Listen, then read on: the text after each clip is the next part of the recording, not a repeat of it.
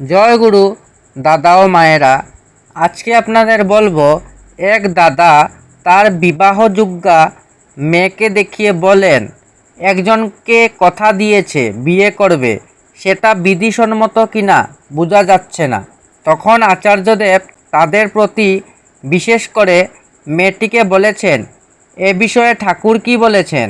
এ বিষয়ে ঠাকুর বলেছেন, সেই বুটটা যদি আমি না রাখি তাহলে আমি ঠাকুরের মানুষ কেন?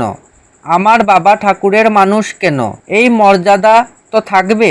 তারপরে তুই কমিটমেন্টে যাবি। আগে কমিটমেন্টে যাচ্ছিস, তারপরে প্রকাশ করছিস, তা কেন? এবং মেয়েটির বাবাকে বললেন, আর আপনি বা কি মানুষ? পৃথিবী শুদ্ধ ঠিক করে বেড়াচ্ছেন আর ঘরের মেয়ের বুটটা জাগাতে পারলেন না। ওকে তো বলতেই পারতেন ছোটোবেলা থেকে যে তুই বাঁচলে এরকম করে বাঁচবি, বিয়ে করলে এরকমভাবে করবি। মানুষটি বললেন, বলেছি। আচার্যদেব আমার মেয়েটিকে বললেন, তাহলে তুই শুনিসনি কেন? তোর উপর তো বিশ্বাস স্থাপন করেছিল, করেনি? এবার আচার্যদেব নিজের কলেজ জীবনের কথা বলেছেন। আমার উপর তো বিশ্বাস স্থাপন করাই ছিল, আমি তো যা খুশি করতে পারতাম, কিন্তু আমি করিনি তো কোথাও। আমি কলকাতায় একা থেকেছি, কত কিছু করার ছিল।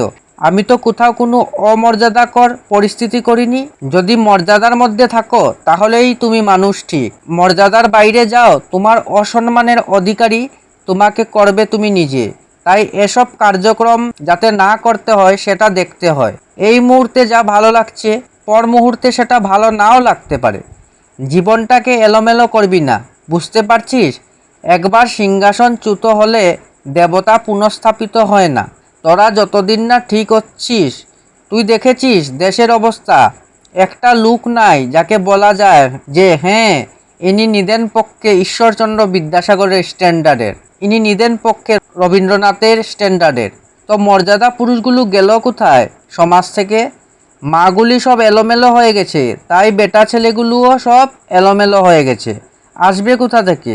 কারখানাগুলোই খারাপ, কারখানাগুলোই এলোমেলো, যেখান থেকে তৈরি হবে সব কিছু। বুঝেছিস? জীবনটাকে উপভোগ করতে হয়, কিন্তু নষ্ট করতে নাই, এগিয়ে যেতে হয়। এটি আলোচনা আষাঢ় 1430 জুলাই 2023 থেকে সংগ্রহ করা হয়েছে। জয় গুরু।